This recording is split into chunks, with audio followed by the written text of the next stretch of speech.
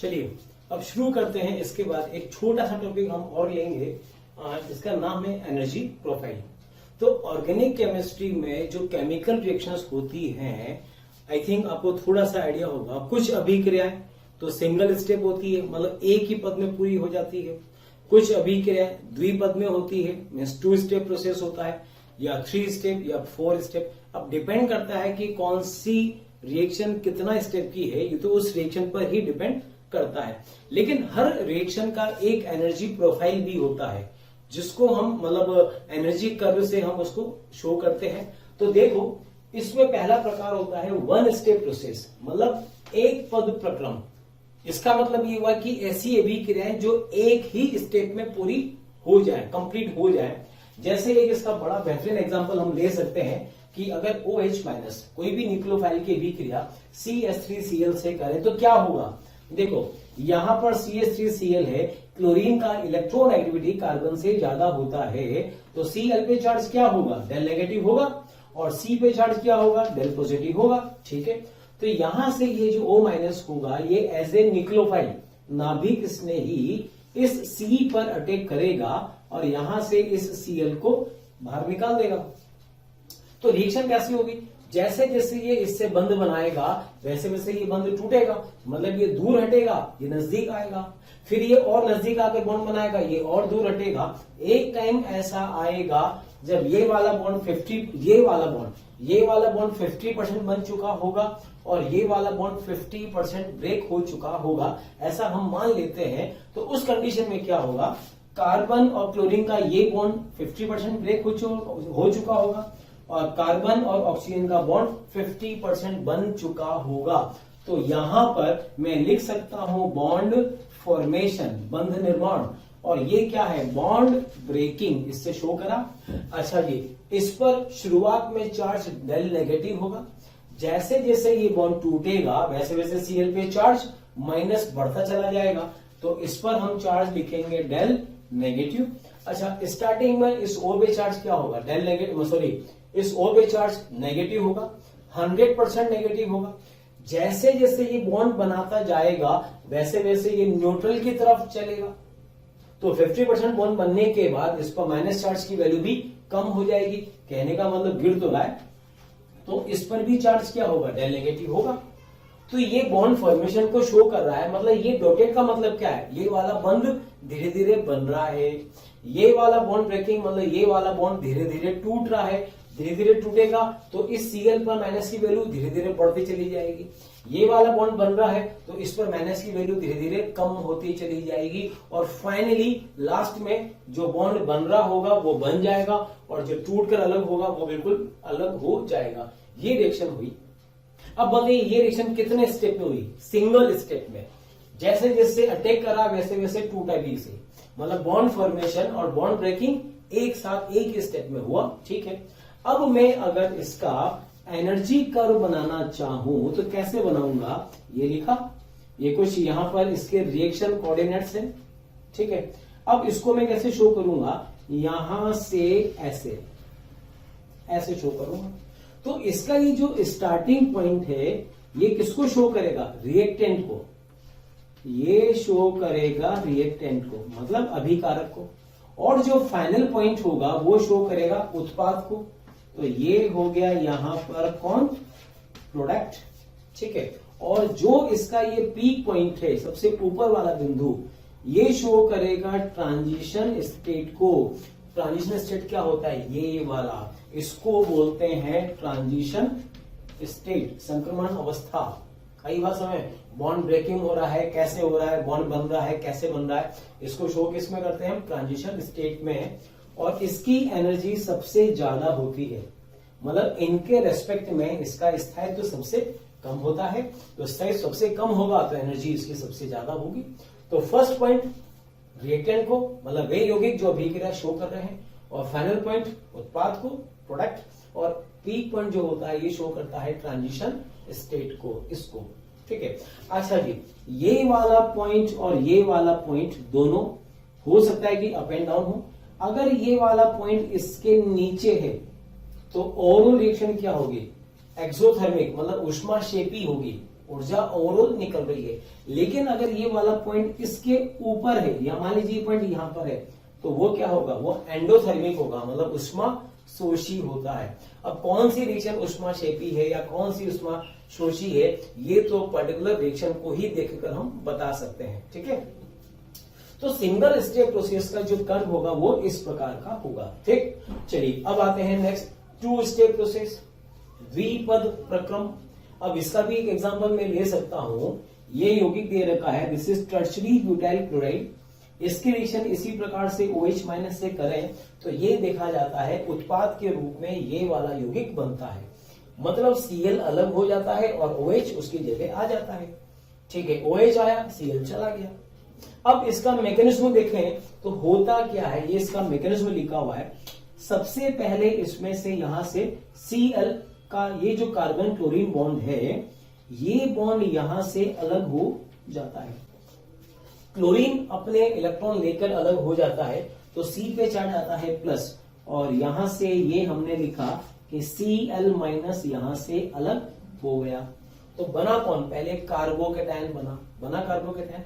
अब इस कार्बोकैटायन पर अटैक होता है न्यूक्लियोफाइल का सेकेंड स्टेप में, तो क्या होगा, यहां पर ये न्यूक्लियोफाइल और C पे प्लस का मतलब ये इलेक्ट्रोफाइल है, तो ये इस पर अटैक करके इससे बॉन्ड बना लेगा तो बताइए फाइनल प्रोडक्ट क्या बनेगा, CH3 सिंगल बॉन्ड OH, ये उत्पाद बना। ठीक है, अब ये रिएक्शन टू स्टेप प्रोसेस हुआ। तो अगर ये अब टू स्टेप प्रोसेस है तो मैं अगर इसका एनर्जी कर्व बनाना चाहूं तो कैसे बनाएंगे, देखो पहली स्टेप में क्या हुआ, पहली स्टेप में रिएक्शन जो रिएक्टेंट था उससे क्या बना, इंटरमीडिएट बना। इससे फर्स्ट ये वाला इसका फर्स्ट स्टेप और ये इसका सेकंड स्टेप। तो पहले बॉन्ड ब्रेक हुआ, बॉन्ड टूटा, से क्या बना, मध्यवर्ती कार्बोकैटायन बना, ये बना। उसके बाद मध्यवर्ती पर नाभिक स्नेही का अटैक हुआ तो ये यौगिक बना। तो इसका रिएक्शन कुछ ऐसा होगा। ठीक है, पहला वाला पॉइंट किसको शो करेगा, रिएक्टेंट को, अभिकारक। ठीक है, और लास्ट वाला पॉइंट किसको शो करेगा, ये प्रोडक्ट को शो करेगा। और जो मिनिमा है, ये वाला पॉइंट है, ये शो करेगा किसको, इंटरमीडिएट को। अगर कार्बोकैटायन बन रहा है तो R प्लस हम लिख सकते हैं। अच्छा जी, अब यहां पर इसमें ये जो पॉइंट है इसको कहा जाएगा TS1 एंड TS2, मतलब ट्रांजिशन स्टेट फर्स्ट और ट्रांजिशन स्टेट सेकेंड। तो जो मैक्सिमा होते हैं वो शो करते हैं ट्रांजिशन स्टेट को, संक्रमण अवस्था को, और जो मिनिमा होता है वो शो करता है मध्यवर्ती को। तो देखो, अगर टू स्टेप प्रोसेस है तो एक मध्यवर्ती बनेगा। अगर तीन स्टेप प्रोसेस होता, जैसे मैं ये ले सकता हूं, मान लीजिए किसी कोई अभिक्रिया 3 पद में हो रही है, 3 स्टेप में हो रही है, तो उसका एनर्जी कर्व हम ऐसे भी बना सकते हैं। बताओ, तो 3 स्टेप में कितने maxima, 3 maxima, TS number first, TS number 2 and TS number 3। ये लिखा 1, TS2 एंड TS3। ठीक है, तो जितने पद उतने ही ट्रांजिशन स्टेट, लेकिन इंटरमीडिएट एक कम होगा। ये होगा इंटरमीडिएट फर्स्ट और ये होगा इंटरमीडिएट सेकेंड। ठीक है, तो कुल मिलाकर ये कि 2 पद प्रक्रम है तो एनर्जी कर्व इस प्रकार से होगा। अच्छा जी, इसमें एक चीज मैं और शो कर सकता हूं, ये point number A, B, C, D और E है। तो बताइए जो फर्स्ट स्टेप होगा वो क्या होगा, कौन शो करेगा, वो होगा A, B, C, और जो सेकेंड स्टेप होगा उसको शो करेगा यहां पर कौन, C, D, E। ऐसे याद रखो। तो कहने का मतलब मैक्सिमा जो होगा वो TS को शो करेगा, ट्रांजिशन स्टेट को शो करेगा, और जो मिनिमा होगा वो मध्यवर्ती को शो करेगा। अच्छा, एक चीज और इसमें आती है, वो है, हाँ एक चीज और, सिंगल स्टेप प्रोसेस का एनर्जी कर्व यही होगा, एक ही मैक्सिमा होगा और इसमें कोई इंटरमीडिएट नहीं बनेगा, सिर्फ TS ही बनेगा। अब इसमें एक स्टेप और आता है समझने का, वो होता है अभी पद निर्धारण पद। या अभिक्रिया पद निर्धारण, रेट डिटरमाइनिंग स्टेप, आरडीएस जिसको कहा जाता है। तो यहां पर देखो, इस वाले केस में अगर सिंगल स्टेप प्रोसेस है तो यही इसका आरडीएस भी होगा, रेट डिटरमाइनिंग स्टेप, यही भी सिंगल स्टेप है तो यही इसका आरडीएस होगा। लेकिन अगर द्विपद प्रक्रम हो या त्रिपद प्रक्रम अभिक्रिया हो तो आरडीएस कौन सा स्टेप होगा? तो देखो, जिसका ट्रांजिशन स्टेट सबसे ज्यादा ऊंचा है, जो हाईएस्ट है, वही आरडीएस होगा। अब बताओ TS1 और TS2 में कौन हाईएस्ट है? TS1 है, तो ये जो इसका फर्स्ट स्टेप होगा वही इसका आरडीएस होगा। आरडीएस का मतलब अभिक्रिया दर निर्धारण पर, ठीक है ना। तो अच्छा, मान लीजिए अगर TS1 के मुकाबले TS2 हाईएस्ट होता तो सेकेंड स्टेप आरडीएस हो जाता। तो इसकी हाइट के हिसाब से हम आरडीएस निकाल सकते हैं, ठीक है ना। तो कुल मिलाकर ये है कि आपसे ये कहा जाए कि एक ऐसी अभिक्रिया का कर्व बनाइए जो 3 स्टेप प्रोसेस हो एंड जिसका सेकेंड स्टेप आरडीएस हो।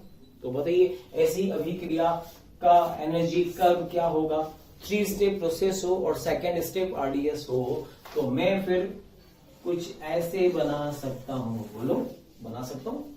देखो, यहां से लेकर यहां तक पहला स्टेप, सेकेंड स्टेप, और सेकेंड स्टेप का ये वाला पॉइंट हाईएस्ट है, तो हम क्या बोलेंगे कि जो इसका सेकेंड स्टेप होगा वही इसका आरडीएस होगा।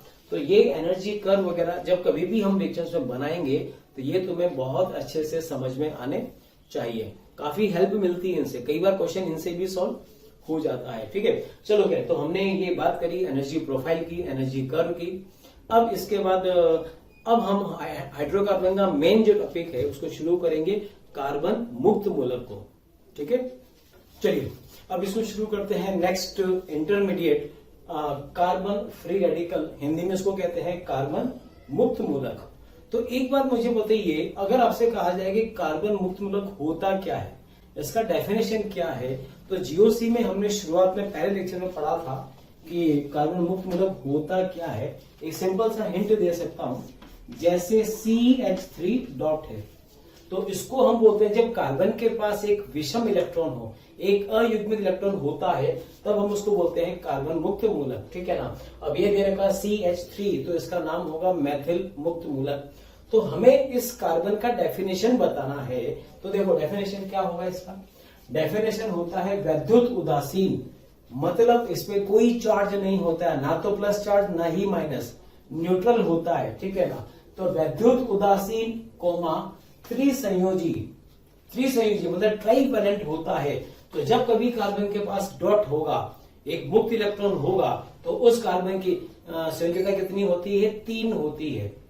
वैसे कार्बन की संयोजकता होती कितनी है? 4 होती है, लेकिन वो तो तब होती है जब कार्बन न्यूट्रल होता है और यौगिक के रूप में हो। ये तो मध्यवर्ती है, मध्यवर्ती के रूप में कार्बन कैसा होगा? त्रिसंयोजी होगा। तो देखो डेफिनेशन क्या है, वैद्युत उदासीन कोमा त्रिसंयोजी कार्बन जिस पर एक विषम इलेक्ट्रॉन मतलब अयुग्मित इलेक्ट्रॉन उपस्थित हो, कार्बन मुक्त मूलक कहलाता है।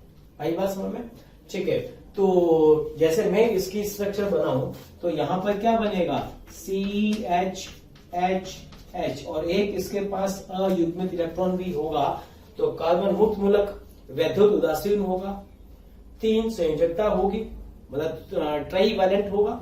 अब वो ट्राइवेलेंट कैसे कैसे हो सकता है? या तो तीनों सिंगल बॉन्ड हो, या फिर यहां पर C डबल बॉन्ड डॉट आ जाए, या एक सिंगल बॉन्ड हो एक डबल बॉन्ड हो, ये भी कंडीशन हो सकता है, या फिर C डॉट हो और ट्रिपल बॉन्ड हो, ये भी हो सकता है।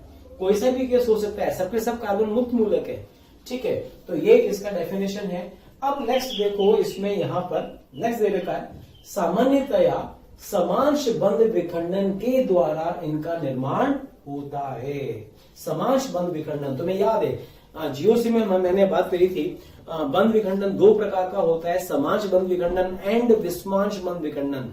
तो कार्बन मुक्त मूलकों का निर्माण सामान्यतया समांश बंध विखंडन के द्वारा होता है। कैसे होता है? देखो यहां पर ये तुम्हें एक स्पीशीज दे रखा है C से अटैच CH3। अच्छा मान लीजिए कार्बन से कोई एक परमाणु अननोन परमाणु Z जुड़ा हुआ है, ये Z यहां पर कुछ भी हो सकता है, ठीक है। ये इन दोनों के बीच में सिग्मा बॉन्ड है और इस सिग्मा बॉन्ड को मैंने ओवरलैपिंग से शो कर रखा है, ऑर्बिटल से शो कर रखा है। ये ऑर्बिटल इस कार्बन का और ये ऑर्बिटल इस अननोन परमाणु का Z का। अच्छा, ओवरलैपिंग हो रही है तो एक इलेक्ट्रॉन यहां पर इस कार्बन का होगा और एक इलेक्ट्रॉन यहां पर इस Z का होगा, तो दोनों ओवरलैपिंग करके ये सिग्मा बॉन्ड बना रहे हैं, ठीक है। अब यहां पर हम ये मान के चल रहे हैं कि इनका समांश विखंडन हो जाए, मतलब ये अतिव्यापन टूट जाए। और समांश का मतलब क्या हुआ, इसका इलेक्ट्रॉन कार्बन के पास चला जाए और इसका इलेक्ट्रॉन Z के पास चला जाए। तो देखो ये वाला जो कक्षक होगा जिसमें एक इलेक्ट्रॉन आएगा, ये अभी तो यहां पर अतिव्यापन में भाग ले रहा होगा, जैसे ही बंध टूटेगा ये इलेक्ट्रॉन कैसा हो जाएगा, इस ऑर्बिटल में कितने इलेक्ट्रॉन होंगे, एक इलेक्ट्रॉन। तो एक अयुग्मित इलेक्ट्रॉन वाला कक्षक संकरण में भाग नहीं लेता है, ठीक है ना। तो ये कक्षक जो अभी संकरित है बाद में क्या हो जाएगा, असंकरित हो जाएगा। अच्छा, एक चीज और, इस कार्बन के पास कितने सिग्मा बंध हैं, 1 2 3 और एक सिग्मा बंध ये भी तो है, 4 सिग्मा बंध है। अब सोचो, इसमें सोचो कि 4 सिग्मा बंध में से एक सिग्मा बंध कम हो गया तो कितने बचे, 3 बचे। तो 3 बचे तो 3 के बीच में बंध कोण, बॉन्ड एंगल बढ़ेगा या कम होगा। सोचो, कार्बन के पास पहले 4 बॉन्ड थे, एक चला गया, टूट गया, कितने बचे, 3 बचेंगे तो अब उनके बीच में बॉन्ड एंगल बढ़ जाएगा। तो कैसे लिखेंगे, ये लिखा H single bond C single bond H single bond H। देखो यहां पर इस कार्बन का संकरण sp3 था और sp3 कार्बन में बॉन्ड एंगल कितना होता है, 109 लगभग 5 डिग्री होता है, 0.5 डिग्री, ठीक है। बॉन्ड टूटा, अब ये बॉन्ड एंगल कितना हो जाएगा, 120 डिग्री हो जाएगा, ठीक है। और एक इसके पास असंकृत कक्षक भी होगा और उस असंकृत कक्षक में इसका एक अयुग्मित इलेक्ट्रॉन विद्यमान होगा। ये बॉन्ड एंगल हटा देता हूं, हमें पता होना चाहिए बॉन्ड एंगल अब कितना हो जाएगा, 120 डिग्री होगा। फिर से कह रहा हूं, समांश विखंडन के बाद जो अयुग्मित इलेक्ट्रॉन होगा वो जिस कक्षक में आएगा वो कक्षक अब असंकृत होगा, पी कक्षक होगा असंकृत, और ये अयुग्मित इलेक्ट्रॉन इसी असंकृत कक्षक में विद्यमान होगा। तो देखो कार्बन की वैलेंसी 3 है, एक असंकृत कक्षक है जिसके पास एक अयुग्मित इलेक्ट्रॉन उपस्थित है, ठीक है। चलो क्या, तो ये हुआ। तो बताइए किस प्रकार के बंध विखंडन से इसका निर्माण हुआ, तो ये समांश बंध विखंडन से इसका निर्माण होता है, ठीक है। अब इसके बाद जो टॉपिक है वो इसकी कुछ प्रॉपर्टीज की हम बात करेंगे। क्या इसकी प्रॉपर्टीज है, देखो सबसे पहले संकरण, कार्बन मुक्त मूलक में कार्बन का संकरण क्या होगा, तो 1 2 3 सिग्मा बॉन्ड है और 3 सिग्मा बॉन्ड में फिर संकरण क्या होगा, sp2 होगा, ठीक है। और अगर संकरण sp2 है तो बंध कोण, बॉन्ड एंगल कितना होगा, 120 डिग्री होगा, ठीक है। अब अगर बंध कोण 120 डिग्री है तो बताइए ज्यामिति क्या होगी, तो ज्यामिति में हम बोलेंगे त्रिभुजीय समतलीय। तो ये हमने लिखा ट्राइगोनल प्लेनर। ट्राइगोनल प्लेनर का मतलब क्या हुआ, त्रिभुजीय समतलीय, मतलब इस कार्बन से जुड़े हुए ये तीनों सिग्मा बंध एक ही प्लेन में होंगे, मतलब तीनों हाइड्रोजन परमाणु और ये कार्बन, ये चारों परमाणु एक ही तल में होंगे, ठीक है। चलिए एक बड़ा अच्छा क्वेश्चन और बनता है इसमें, कार्बन मुक्त मूलक के संयोजी इलेक्ट्रॉनों की, कार्बन मुक्त मूलक में कार्बन के संयोजी इलेक्ट्रॉनों की संख्या क्या होगी, मतलब संयोजकता जो कक्ष होता है, जो कोश होगा, उसमें इलेक्ट्रॉनों की संख्या निकालनी है। कैसे निकालेंगे, देखो इस कार्बन की बात करनी है तो कार्बन के पास क्या क्या है, एक सिग्मा, दूसरा सिग्मा, तीसरा सिग्मा। हर एक सिग्मा बॉन्ड में इलेक्ट्रॉन कितने होते हैं, 2, तो 2 इलेक्ट्रॉन 2 इलेक्ट्रॉन 2 इलेक्ट्रॉन कितने हो गए, 6 प्लस 1 7। तो कुल संयोजी इलेक्ट्रॉनों की संख्या कितनी होंगी, 7, और 7 में से 6 इलेक्ट्रॉन तो बॉन्ड पेयर के रूप में होंगे, बंध युग्म के रूप में होंगे, और 1 इलेक्ट्रॉन अयुग्मित के रूप में रहेगा। अच्छा जी, अब हमसे कहा जाए बताइए ये वाला जो कार्बन है, ये कार्बन कैसा होगा, इलेक्ट्रॉन न्यून होगा या इलेक्ट्रॉन धनी होगा, तो हम देख रहे हैं यहां पर इसके अष्टक में इलेक्ट्रॉनों की संख्या कितनी है, 7 है, मतलब 8 से कम है। इट मीन्स अष्टक अपूर्ण है। तो ये कैसा होगा, ये कार्बन यहां पर इलेक्ट्रॉन। थैंक यू स्टूडेंट्स, इतना स्नेह और प्यार देने के लिए। आप लोगों ने मेरे को और मोशन परिवार को जो प्यार दिया है, जो स्नेह दिया है, मैं उसके लिए धन्यवाद कहता हूं। हजारों बच्चे हमारे वीडियो लेक्चर देख के लाभान्वित हो रहे हैं। बेटा आप सभी बच्चों से रिक्वेस्ट है कि डिस्क्रिप्शन बॉक्स में जाइए और लिंक को क्लिक करिए और फ्री में अपना रजिस्ट्रेशन मोशन में सुनिश्चित करें।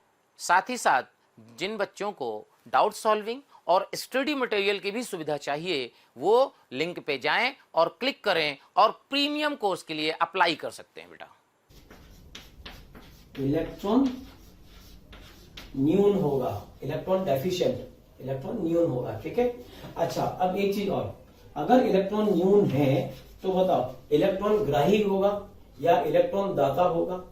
भाई इलेक्ट्रॉन की कमी है तो इलेक्ट्रॉन लेने वाला होगा, मतलब इलेक्ट्रॉन ग्राही होगा। तो ये भी लिख सकते हैं इलेक्ट्रॉन ग्राही होगा, मतलब इलेक्ट्रॉन एक्सेप्टर होगा, ठीक है। चलो ये भी हुआ। अच्छा, एक चीज और है यहां पर, एक पार्ट और इसका आता है, वो है स्टेबिलिटी ऑर्डर। विभिन्न प्रकार के कार्बन मुक्त मूलक दे रखे हो तो उनका स्टेबिलिटी ऑर्डर क्या होगा। देखो ये सब कुछ लिखा हुआ है, ये सभी प्रकार के मुक्त मूलक। बताइए इनका स्टेबिलिटी ऑर्डर क्या होगा। पहले नाम की बात कर ले, ये क्या है, जैसे ये 3 बेंजीन है तो क्या बोलेंगे, triphenyl methyl, triphenyl methyl carbon free radical. ये हो जाएगा diphenyl methyl carbon free radical, इसको बोलते हैं बेंजाइल कार्बन फ्री रेडिकल। ये होता है allyl, allyl free radical, tertiary butyl free radical, isopropyl free radical, ethyl free radical. इनका अगर डिग्री वाइज बात करें तो ये कौन सा 3 डिग्री, ये कौन सा 2 डिग्री, ये कौन सा 3 डिग्री। तो बताइए सबसे ज्यादा स्टेबल यहाँ पर ये सबसे ज्यादा स्टेबल होगा। क्यों, क्योंकि इसमें अनुनाद सबसे ज्यादा होगा, उससे कम ये, कम अनुनाद, उससे कम ये वाला, और अनुनाद से कम फिर ये वाला, ठीक है ना। इसकी अनुनादीय संरचना कम बनेगी तो ये कम स्थायी होगा, और इसकी तुलना में ये और कम। क्यों, क्योंकि इसमें तो अनुनाद हो रहा है, जबकि इसमें अनुनाद नहीं होगा। इसमें सिर्फ क्या होगा, अति संयुग्मन। पता है 3 और 3 6 और 3 9 अल्फा हाइड्रोजन है, तो ये अति संयुग्मन शो करता है। तो इसमें अति संयुग्मन और इसमें रेजोनेंस में ज्यादा स्थायी कौन होगा, रेजोनेंस वाला होगा। उससे कम 3 डिग्री, उससे कम 2 डिग्री, उससे कम एथिल, और एथिल से भी कम क्या होगा, एथिल से कम यहां पर हो जाएगा सबसे कम स्थायी CH3 dot, Maithil free radical, ये सबसे कम स्थायी होता है, ठीक है। तो ये हुआ इनका स्टेबिलिटी ऑर्डर। चलिए उसके बाद अब 6 नंबर पॉइंट आता है इनका मैग्नेटिक नेचर। तो चूंकि इसमें तुम्हें पता होगा अगर किसी स्पीशीज में एक अयुग्मित इलेक्ट्रॉन है तो वो पैरामैग्नेटिक होता है, अनुचुंबकीय। और अगर अयुग्मित इलेक्ट्रॉन नहीं है तो क्या होता है, फिर वो पैरामैग्नेटिक, ठीक है ना। सुनिए, पैरामैग्नेटिक और एक होता है डाईमैग्नेटिक। तो अगर एक अयुग्मित इलेक्ट्रॉन है तो पैरामैग्नेटिक मतलब अनुचुंबकीय, और अगर एक भी अयुग्मित इलेक्ट्रॉन ना हो तो डाईमैग्नेटिक मतलब प्रतिचुंबकीय। तो चूंकि यहां पर कार्बन मुक्त मूलक में एक अयुग्मित इलेक्ट्रॉन है तो ये नेचर कैसा होगा, पैरामैग्नेटिक होगा, मतलब अनुचुंबकीय होगा इन नेचर, ठीक है। चलिए फिर, तो यहां पर इस केस में ये कुछ प्रॉपर्टीज वगैरह की हमने इसमें बात करी है। बाकी की ये मैं बता ही चुका हूं, इलेक्ट्रॉन न्यून होगा, इलेक्ट्रॉन ग्राही होगा। और एक सबसे खास बात टॉपिक ये है, मान लीजिए कोई स्पीशीज है Z+, बताइए Z+ है तो उस पर अटैक किसका होगा, डेफिनेटली किसी अदर एटम का जो Y फॉर्म में हो, या अगर कोई Y- है तो बताइए इस पर अटैक कौन करेगा, या Z, मैं इसको लिख लेता हूं Z- है तो माइनस पर अटैक कौन करेगा, डेफिनेटली प्लस वाला अटैक करेगा। लेकिन अगर कोई Z डॉट है तो इस डॉट पर अटैक Y किस रूप में करेगा, y प्लस के रूप में, y माइनस के रूप में, या y डॉट के रूप में। याद रखो, अगर z डॉट है तो z डॉट पर कोई दूसरे परमाणु का डॉट ही अटैक करेगा। भाई इसके पास बंध बनाने के लिए एक इलेक्ट्रॉन है, तो सामने वाले के पास भी एक इलेक्ट्रॉन होना चाहिए। तो मुक्त मूलक पर हमेशा मुक्त मूलक ही अटैक करके बॉन्ड बनाता है। ठीक है, अब इसमें हमें यहां पर समझना क्या था, देखो एक ऐसा कार्बन मुक्त मूलक जिससे जुड़ने वाले सभी ग्रुप अलग अलग हो, R1, R2 और R3 हो। ठीक है, तो इसके पास एक अयुग्मित इलेक्ट्रॉन होगा असंकृत कक्षक में। ठीक है, अब हम ये मान के चल रहे हैं इस पर अटैक हो रहा है किसी Z का, और इस Z के पास भी एक इलेक्ट्रॉन युग्म है। बताइए कैसे अटैक करेगा। अभी मैंने तुमसे कहा कि ये कार्बन का संकरण sp2 होता है, इसके अबॉर्ड ज्यामिति क्या होती है, ट्रायगोनल प्लेनर होती है। ठीक है ना, और ये जो असंकृत कक्षक होगा वो इसके प्लेन के परपेंडिकुलर होगा, बोला था ये मैंने। तो ये Z वाले के पास जो अयुग्मित इलेक्ट्रॉन है ये इससे बॉन्ड बनाएगा, मतलब इनके बीच में इंटरेक्शन होगा। कैसे इंटरेक्शन होगा, या तो ये कक्षक इसको इधर से इस तरफ से आकर इससे बॉन्ड बनाए, तो जब ये इधर से आकर इससे बॉन्ड बनाएगा तो क्या बनेगा बॉन्ड, ये बनेगा ZC, और जब ये बॉन्ड बनाएगा तो अभी कितने सिग्मा बॉन्ड है, 3 सिग्मा बॉन्ड है, और जब ये इससे बंद बना लेगा तो चौथा बॉन्ड आएगा, तो 3 बॉन्ड में एक बॉन्ड और बनेगा तो बॉन्ड एंगल कम हो जाएगा। कितना हो जाएगा, ये C रहा, अब C से कौन जुड़ेगा, R1, R2 और R3। जरा देखो ये कार्बन अब यहाँ पर क्या हुआ, कैरियर कार्बन हुआ, इसका मतलब बनने वाला यौगिक ऑप्टिकली एक्टिव होगा, प्रकाश सक्रिय होगा। अच्छा, एक और ऑप्शन है, एक तरीका और है कि ये वाले Z का ये इलेक्ट्रॉन इसको अपोजिट साइड से इंटरेक्ट करे, इधर से करे, ये Z इस तरफ से बॉन्ड बनाए, तो इधर से बनाएगा तो तीनों R1, R2, R3 उधर चले जाएंगे, तो बनने वाला अब क्या होगा, ये होगा Z, यहां पर C, देन R1, R2 और R3 होंगे। ठीक से देखो, ये वाला प्रकाश सक्रिय है तो ये वाला यौगिक इसका दर्पण प्रतिबिंब है, दोनों बनेंगे, 50% ये बनेगा, 50% वो बनेगा। और तुम्हें याद है, दो दर्पण प्रतिबिंब अगर प्रकाश सक्रिय हो और दोनों अगर 50-50% बन रहे हो तो बनने वाला जो सॉल्यूशन होगा, जो मिक्सचर होगा, उसको बोलते हैं रैसिमिक मिक्सचर। तो यहां पर बनने वाला ये जो मिक्सचर होगा क्या बोलेंगे, रैसिमिक मिक्सचर बनेगा। और रैसिमिक मिक्सचर क्या होता है, प्रकाश असक्रिय होगा। तो आपसे कहा जाए ऐसे कैसे बनने वाला उत्पाद क्या होगा, प्रकाश सक्रिय या प्रकाश असक्रिय, तो क्या बोलेंगे, प्रकाश असक्रिय। टोटल कुल मिलाकर प्रकाश असक्रिय होगा।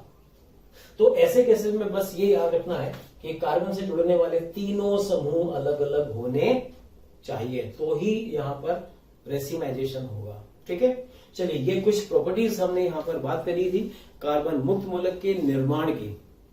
ठीक है, अब हम बात करेंगे कि ये तो चलो ठीक है, एक सिंपल इसका हमने इंट्रोडक्शन लिया है कि कार्बन मुक्त मूलक होता क्या है और कैसे बनता है, ये सब है। अब इसके अलावा किन किन कंडीशन में कार्बन मुक्त मूलक बनेगा, अब हम कंडीशंस की बात करेंगे। तो हम लोग इस टॉपिक को, कार्बन मुक्त मूलक को स्टेप बाय स्टेप पढ़ेंगे।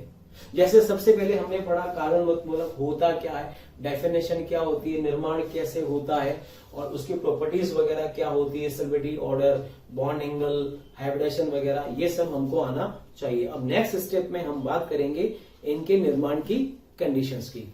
अब देखिए, कार्बन मुक्त मूलक की जो प्रॉपर्टीज की हमने बात करी है, अब इसके बाद नेक्स्ट हम लेंगे यहां पर condition for formation of carbon free radical, मतलब कार्बन मुक्त मूलक के निर्माण की कंडीशंस। देखो, इस टॉपिक को हम लोग इस तरह से क्यों पढ़ रहे हैं, बिकॉज केमिस्ट्री में ऐसी बहुत सारी रिएक्शंस हैं। अब हर रिएक्शन को रटना तो हमारे लिए संभव नहीं होगा, और रटकर हम जेई जैसे एग्जाम्स या फिर मेंस जो मेंस का जो पेपर होता है, इन एग्जाम्स को हम लोग रटकर ऐसे पास नहीं कर सकते। इसको पास करने के लिए हमें केमिस्ट्री को समझना पड़ेगा। मतलब अगर हमें कोई केमिकल रिएक्शंस दे रखी है तो उन केमिकल रिएक्शंस को देखकर उनको वहीं पर ही हमें बनाना आना चाहिए। तो हम उसी तरह से उसको पढ़ना चाह रहे हैं, ठीक है। तो यहां पर है मीन्स कार्बन मुक्त मूलक के निर्माण की कंडीशंस, किन किन कंडीशन में कार्बन मुक्त मूलक बनता है। देखो, तो शुरुआत में तो तुमको पता ही चुका हूं कि कार्बन मुक्त मूलक समांश विखंडन के द्वारा बनता है। तो विखंडन तो समांश होता है, लेकिन कंडीशन और क्या क्या है। तो इसमें पहली कंडीशन है प्रेजेंस ऑफ सनलाइट, या तो सूर्य प्रकाश की उपस्थिति या हाई टेम्परेचर मतलब उच्च ताप। तो कहने का मतलब यह है कि मुक्त मूलक बनेगा किससे, बंध के टूटने से बनेगा। और बॉन्ड को तोड़ना है तो एनर्जी चाहिए। तो एनर्जी कहां से मिलेगी, या तो हम टेम्परेचर दें या फिर अभिक्रिया को हम सनलाइट के प्रेजेंस में कराएं, सूर्य प्रकाश की उपस्थिति में कराएं।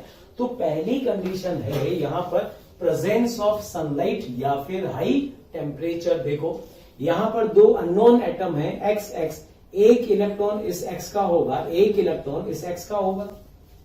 अब एच न्यू का मतलब किसको, सनलाइट को हम कैसे शो करते हैं, एच न्यू से, या फिर ऐसे ट्राइंगल बनाते हैं। ये ट्राइंगल किसका साइन होता है, हाई टेम्परेचर का साइन होता है। तो क्या होगा, बीच में से ये टूट जाएगा और बनेगा ट्वाइस ऑफ एक्स डॉट, मतलब एक मुक्त मूलक बनेगा, ठीक है।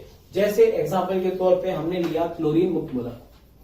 अब इस क्लोरीन मुक्त मूलक को अगर हम टेम्परेचर दें या सनलाइट में दें तो समांश विखंडन होगा। तो क्या बनेगा, एक तो इधर से बनेगा क्लोरीन मुक्त मूलक और एक इधर से भी बनेगा क्लोरीन मुक्त मूलक। तो क्या हो जाएगा, ट्वाइस ऑफ Cl डॉट बनेगा, ये बना। इसी प्रकार से ये दे रखा हाइड्रोजन पेरोक्साइड, सिमेट्रिकल मॉलिक्यूल है और पेरोक्साइड बॉन्ड में यहां पर दो लोन पेयर इस ऑक्सीजन के होते हैं और दो लोन पेयर इस ऑक्सीजन के भी होते हैं। और ये तुमको पता है कि बगल वाले परमाणु के पास अगर इलेक्ट्रॉन युग्म होता है तो दोनों के बीच में प्रतिकर्षण होता है। इसीलिए ये जो पेरोक्साइड बॉन्ड होता है ये एक दुर्बल नेचर का होता है, वीक बॉन्ड होता है। हीट करने पर आसानी से समांश विखंडन होगा, से बनेगा OH डॉट प्लस इधर भी क्या बनेगा OH डॉट। चाहो तो ट्वाइस करके लिख लो या ऐसे अलग अलग करके लिख सकते हैं। तो इसमें ये वाला बनेगा मुक्त मूलक। एक तुम्हें ये दे रखा C6H5COO और बी जो है दिस इज बेंजोइल पेरोक्साइड। ये होता है हाइड्रोजन पेरोक्साइड और ये होता है बेंजोइल पेरोक्साइड। को अगर हम हीट करें तो कौन सा बॉन्ड वीक होगा, ये वाला बॉन्ड वीक हो, ये वाला बॉन्ड वीक बॉन्ड होगा, ये वाला बॉन्ड आसानी से टूटेगा। से क्या बनेगा, twice of C6H5C double bond O dot. एक सेकेंड, इसके बाद एक ऑक्सीजन और होगा, ये बनेगा बेंजोइल मुक्त मूलक बनेगा, ठीक है। इसी प्रकार से एक ये भी यौगिक होता है ET4PB, दिस इज पीबी का मतलब क्या होता है, लैड। इसका नाम होता है टेट्रा इथाइल लेड, याद रखना शॉर्ट में इसको बोलते हैं TEL, टेट्रा इथाइल लेड। इसको भी अगर हम हीट करें तो ये वाला बॉन्ड टूटकर और 4 एथिल फ्री रेडिकल इसमें बनते हैं और पीबी अलग हो जाता है। तो बेसिकली ये जो पेरोक्साइड्स वगैरह होते हैं ये रेडिकल इनिशिएटर होते हैं। मतलब अभिक्रिया में अगर मुक्त मूलक के द्वारा हम अभिक्रिया को कराना चाह रहे हैं तो कुछ कैटालिटिक अमाउंट में, उत्प्रेरक की अमाउंट में इनको डाल दिया जाता है। हल्के से गर्म करने से ये मुक्त मूलक में बदल जाते हैं और एक बार अगर मुक्त मूलक में बदल गए तो फिर आगे की अभिक्रिया मुक्त मूलक क्रियाविधि के द्वारा ही होती है। तो एक तो ये कंडीशन हुआ, क्या कंडीशन था, सूर्य प्रकाश या फिर उच्च ताप की उपस्थिति में कार्बन मुक्त मूलकों का जनरेशन, ठीक है। इसी के बाद अब सेकंड बड़ा इंपॉर्टेंट टाइप का है, याद रखना। नेक्स्ट है presence of another free radical, मतलब किसी दूसरे मुक्त मूलक की उपस्थिति के कारण। तो अगर किसी अभिक्रिया में मान लीजिए किसी भी तरीके से एक मुक्त मूलक बन गया है, अब ये मुक्त मूलक किसी दूसरे अणु पर अटैक करेगा। कैसे अटैक करेगा, तुमसे मैंने कहा था मुक्त मूलक वाला किससे बॉन्ड बनाएगा, मुक्त मूलक से ही बनाएगा। तो जब CH3 डॉट इस क्लोरीन के मॉलिक्यूल पर अटैक करेगा तो इसकी उपस्थिति में क्या होगा, यहां पर क्लोरीन का एक इलेक्ट्रॉन इसका और एक इलेक्ट्रॉन इसका भी होगा। तो इसकी उपस्थिति में अब यहां पर विखंडन किस प्रकार का होगा, सोच के बताइए। समांश विखंडन होगा या विषमांश विखंडन होगा, तो चूंकि मुक्त मूलक है तो यहां पर समांश विखंडन ही होगा।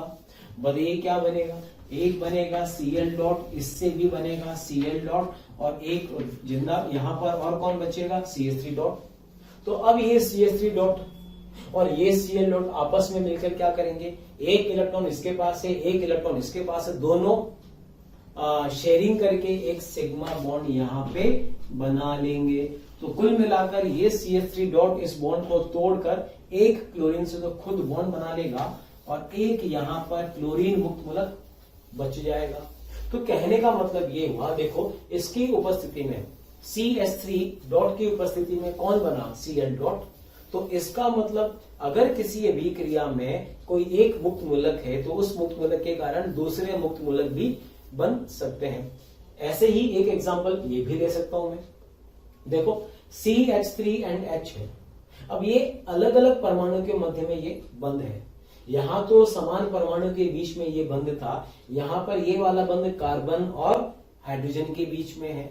अब ये क्लोरीन मुक्त मूलक है, अब ये क्लोरीन मुक्त मूलक क्या करेगा, इस वाले सिग्मा बॉन्ड का समांश विखंडन करेगा। तो बताइए क्या क्या बनेगा, इसमें बनेगा एक तो CH3 डॉट बनेगा, एक क्या बनेगा, H डॉट बनेगा, और कौन है, Cl तो वही C। अब समझना, अब इन दो, जब ये वाला बॉन्ड टूटेगा तो ये दो प्रकार के मुक्त मूलक बनेंगे, तो ये Cl डॉट इनमें से किसी एक से बंध बना लेगा। अब ये सोचना जरूरी है कि ये वाला Cl डॉट इससे बंध बनाएगा या इससे बनाएगा। तो याद रखना, कोई एक परमाणु जिसका साइज कम है और एक परमाणु जिसका साइज ज्यादा है, इस पर एक मुक्त इलेक्ट्रॉन, इस पर भी एक मुक्त इलेक्ट्रॉन।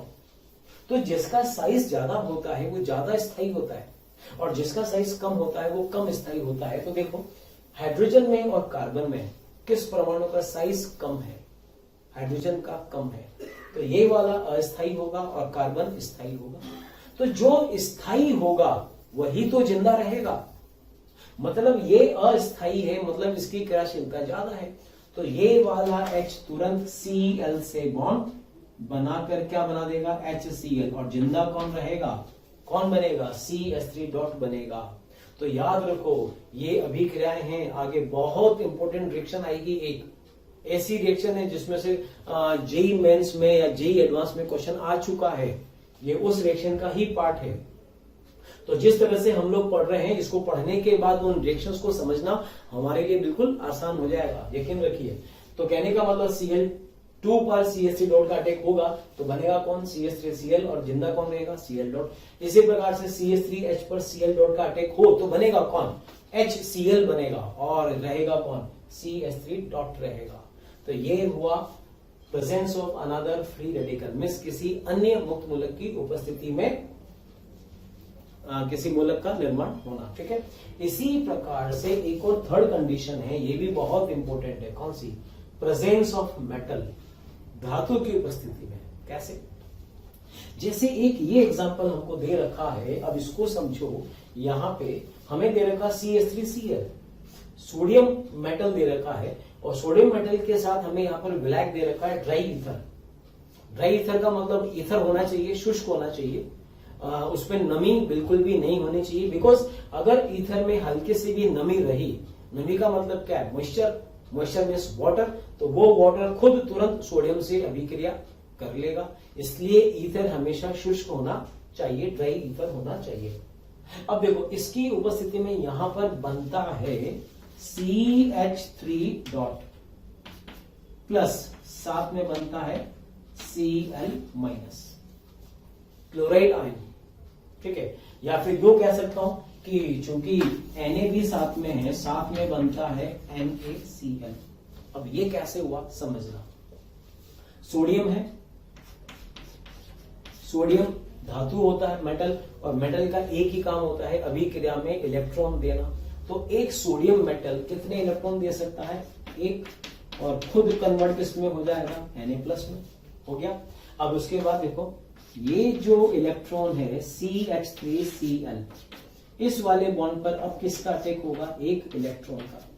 इलेक्ट्रॉन पे चार्ज क्या होता है, माइनस चार्ज होता है, और हमको ये भी पता है CH3Cl में C ये वाला बॉन्ड कैसा होता है, ध्रुवीय बंध होता है। ध्रुवीय बंध का मतलब Cl पे चार्ज माइनस और C पे चार्ज प्लस होता है। तो होगा क्या, ये दोनों इलेक्ट्रॉन क्लोरीन की तरफ शिफ्ट हो जाएंगे और जैसे ही ये इलेक्ट्रॉन इधर जाएगा तो C के पास एक इलेक्ट्रॉन की कमी हो जाएगी। जैसे ही कमी होगी तो C पे चार्ज क्या आ जाएगा, प्लस, और जैसे ही प्लस आएगा ये इलेक्ट्रॉन इससे आकर मतलब इस कार्बन के पास आ जाएगा। तो बनेगा क्या, यहां पे बना कौन, CH3 डॉट प्लस, इसके पास तो दोनों इलेक्ट्रॉन आ गए तो ये क्या बना, Cl माइनस। तो देखो इसमें इलेक्ट्रॉन देने के बाद कौन बना था, Na प्लस, यहां कौन बना, Cl माइनस। तो ये Cl माइनस तो Na प्लस के साथ आयनिक बॉन्ड बना करके उसमें कन्वर्ट हो जाता है NaCl में, और रहता कौन है, CH3 डॉट। तो कहने का मतलब ये है कि मेटल की उपस्थिति में भी मुक्त मूलकों का निर्माण होता है, लेकिन यहां पर बंध विखंडन समांश ना होकर विषमांश होता है, याद रखना। तो मैंने तुमसे कहा था कि मुक्त मूलकों का निर्माण जनरली समांश विखंडन के द्वारा होता है, लेकिन अगर धातु की उपस्थिति हो तो फिर विषमांश विखंडन के द्वारा भी मुक्त मूलकों का निर्माण हो सकता है। अच्छा, एक चीज बड़ी अच्छी यहाँ पर और है, हमने यहाँ पर सोडियम पर एक इलेक्ट्रॉन का अटैक कराया। प्यारे बच्चों, हमें कमेंट्स में रोज कई सारी रिक्वेस्ट आ रही है कि इस टॉपिक पर वीडियो बनाएं या फिर ये वाला टॉपिक हमें समझाएं। तो मैं आपसे रिक्वेस्ट करता हूं कि आप हमारा जो YouTube चैनल है उसे सब्सक्राइब करें और जो बेल आइकन है उसे हिट करें। ये मैं ऐसा इसलिए कह रहा हूं कि हमारे जितने भी जो भी टॉपिक आप लोग कह रहे हैं कि इसका वीडियो बनाइए या फिर ये हमें समझाएं, ये सब ऑलरेडी उस पर अपलोड कर रखा है। तो अगर आप हमारे चैनल को सब्सक्राइब करते हैं तो मैं आपको ये सुनिश्चित करता हूं कि आपका कोई भी लेक्चर मिस नहीं होगा और जो भी आगे आने वाले वीडियो होंगे वो भी आप आसानी से देख सकेंगे। इसमें दो इलेक्ट्रॉन भी तो अटैक कर सकते हैं, यस बिल्कुल कर सकते हैं। देखो कैसे, हमने यहां पर सोडियम का एक एटम लिया था, अगर मैं यहां पर सोडियम के दो एटम ले लूं तो दो सोडियम एटम मिलकर दो इलेक्ट्रॉन दे सकते हैं और साथ में क्या बनेगा, ट्वाइस ऑफ Na+। अब ये वाला बॉन्ड फिर से लूं, CH3Cl, Cl पे चार्ज डेल नेगेटिव, C पे चार्ज डेल पॉजिटिव, ठीक है। अब इस पर अटैक हो रहा है दो इलेक्ट्रॉन का, तो यहां पर ये दो इलेक्ट्रॉन इस कार्बन पर अटैक करके इस बॉन्ड को पूरी तरह से तोड़कर Cl पर भेज सकते हैं। तो देखो इस पर जब एक इलेक्ट्रॉन आया था तो बना क्या था, CH3 डॉट, और इस कार्बन के पास अभी एक इलेक्ट्रॉन आने की और गुंजाइश है। तो अब हमने यहां पर दो इलेक्ट्रॉन लिया तो एक आने से बना CH3 डॉट, तो दो के आने से क्या बनेगा, एक इलेक्ट्रॉन और आ जाए। तो अब CH3 के पास एक इलेक्ट्रॉन के बाद एक इलेक्ट्रॉन और आ जाए तो CH3 पे चार्ज क्या हो जाएगा, माइनस। अब बनेगा कार्बेनाइन एंड साथ में और क्या बनेगा, Cl माइनस। तो याद रखना, अगर CH3 सिंगल बॉन्ड Cl है, एकल बंध है, तो एकल बंध पर एक इलेक्ट्रॉन भी अटैक कर सकता है और दो इलेक्ट्रॉन भी अटैक कर सकता है। अब आप कंफ्यूज होंगे कि हमें क्या करना है, एक का अटैक कराएं या दो का अटैक कराएं। तो थोड़ा सा इंतजार करिए, कुछ केमिकल रिएक्शंस आएंगी जिसमें हम देखेंगे कि एक से अटैक हुआ तो क्या बनेगा और दो से अटैक हुआ तो क्या बनेगा। अभी तुम्हें थोड़ा सा आप कंफ्यूज होंगे, लेकिन जैसे जैसे रिएक्शंस आएंगे तुम्हारे लिए ये सब बिल्कुल आसान होता चला जाएगा। तो देखो, सिंगल बॉन्ड में हमने एक इलेक्ट्रॉन का अटैक कराया तो बना CH3 डॉट, और दो का अटैक कराया तो बना CH3 माइनस, मतलब मुक्त मूलक भी बन सकता है तो कार्ब एनायन भी बन सकता है। इसके अलावा इसी पर आधारित एक क्वेश्चन में और देना चाहूंगा, उसको भी देखो। अब ये देखो, CH3 COCH3 यहां पर लिखा है मैग्नीशियम मेटल, और इसकी उपस्थिति में यहां पर बनता है CH3CO minus C dot single bond CH3। ये बनता है, मतलब इस पर तो माइनस आ जाता है, लेकिन यहां पर इस कार्बन पर एक विषम इलेक्ट्रॉन होता है, मतलब कार्बन मुक्त मूलक बनता है। कैसे बनता है समझना। अब ये हमने लिखा मैकेनिज्म। तो भाई मैग्नीशियम है, हमें पता है मैग्नीशियम 2 इलेक्ट्रॉन दे सकता है, ठीक है। 2 इलेक्ट्रॉन दिए तो खुद किस में कन्वर्ट हो जाएगा, Mg+2 में कन्वर्ट हो जाएगा। अब ये इलेक्ट्रॉन किस पर टेक करेंगे, इस पर। ये मैंने लिखा CH3 C double bond 4 CH3। समझना। अब यहां पर इलेक्ट्रॉन इसने दिए 2। अब इस पर अटैक 1 इलेक्ट्रॉन भी कर सकता है और 2 इलेक्ट्रॉन भी अटैक कर सकते हैं। ये कोई जरूरी नहीं है कि मैग्नीशियम में 2 इलेक्ट्रॉन दिए तो 2 ही अटैक करें ना, जितने पॉसिबल होंगे उतने ही अटैक करेंगे। और ऐसा भी नहीं है कि इलेक्ट्रॉन 2 ही है। मैग्नीशियम एटम कोई एक एटम थोड़ी गिन के लिया जाएगा। अभिक्रिया में एटम तो बहुत सारे होंगे और सब एटम 2-2 इलेक्ट्रॉन देंगे तो सारे एटम मिलकर तो लाखों करोड़ों इलेक्ट्रॉन अवेलेबल होंगे। तो हमें लाखों करोड़ से मतलब नहीं है, हमें तो मतलब उससे है जो अटैक कर सकता है, जितना अटैक हो सकता है।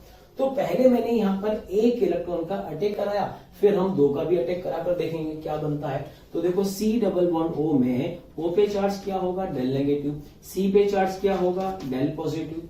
तो इलेक्ट्रॉन किस एटम पर अटैक करेंगे, प्लस वाले पर या माइनस वाले पर। डेफिनेटली माइनस वाला इलेक्ट्रॉन है तो ये इसका अटैक प्लस वाले पर होगा। लेकिन इसका तो अष्टक पूरा है, 2 2 4 2 6 2 8, इसके तो सारे इलेक्ट्रॉन पूरे भरे हुए हैं। फिर ये अटैक करेगा तो ये अटैक तभी संभव होगा जब ये अपना एक बॉन्ड तोड़कर ऑक्सीजन पर शिफ्ट कर दे, ठीक है।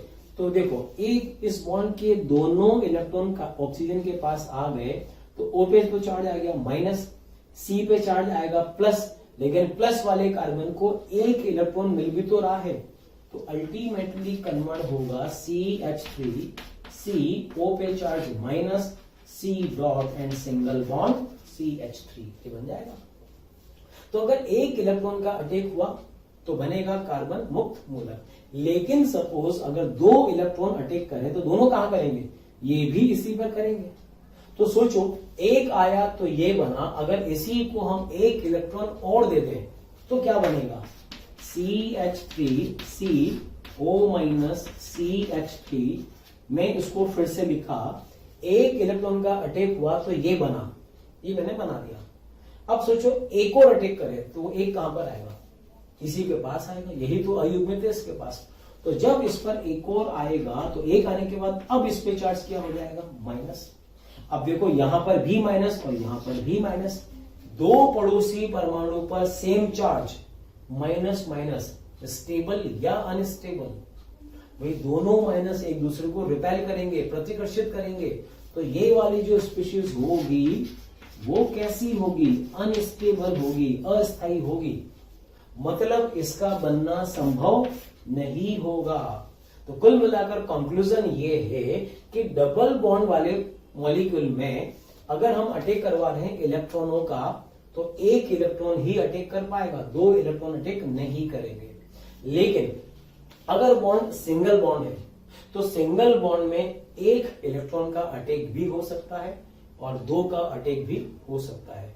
तो ये हमें याद रखना है कि मॉलिक्यूल में जिस पर हम इलेक्ट्रॉनों का अटैक करवा रहे हैं किसी धातु की उपस्थिति में, तो हमें 1 इलेक्ट्रॉन का अटैक कराना है या 2 का कराना है, ये हमें मॉलिक्यूल को देखकर डिसाइड करना पड़ेगा, ठीक है। चलो ओके, तो ये तो हुआ conditions of formation of carbon free radical.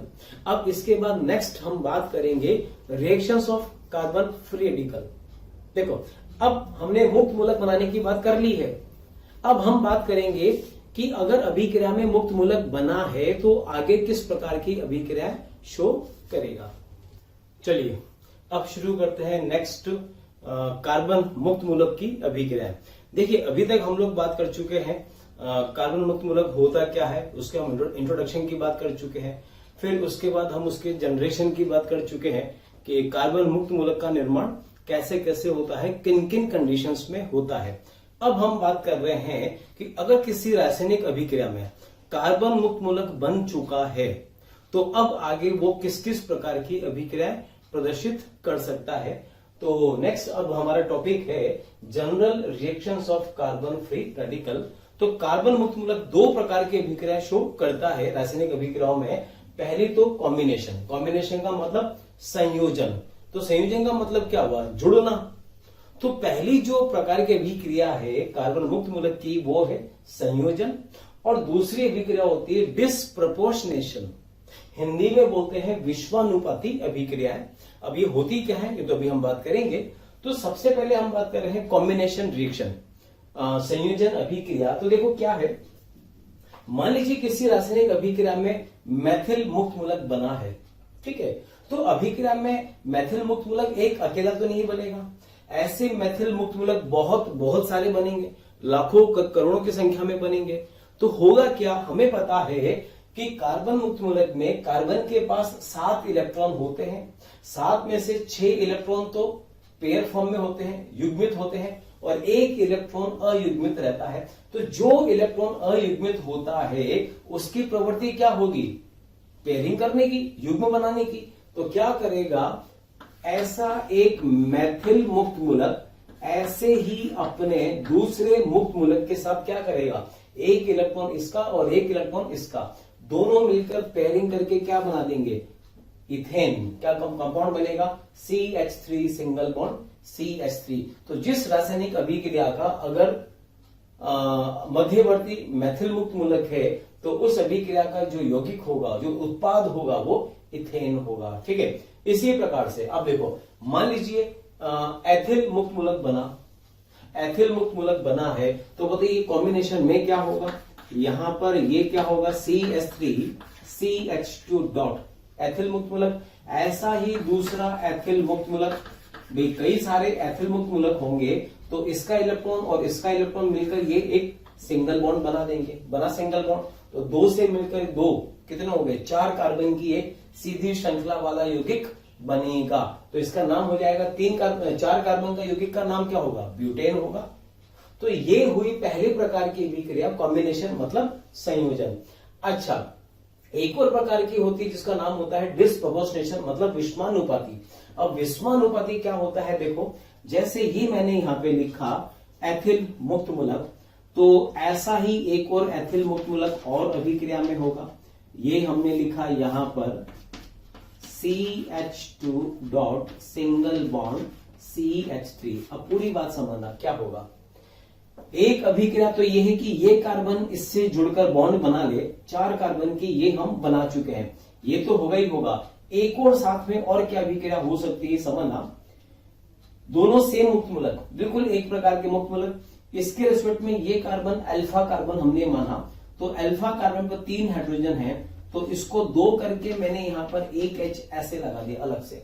अब क्या होगा, इस कार्बन मुक्त मूलक की उपस्थिति में यहां पर अल्फा कार्बन और अल्फा हाइड्रोजन के बीच के बॉन्ड का समांश विखंडन होगा।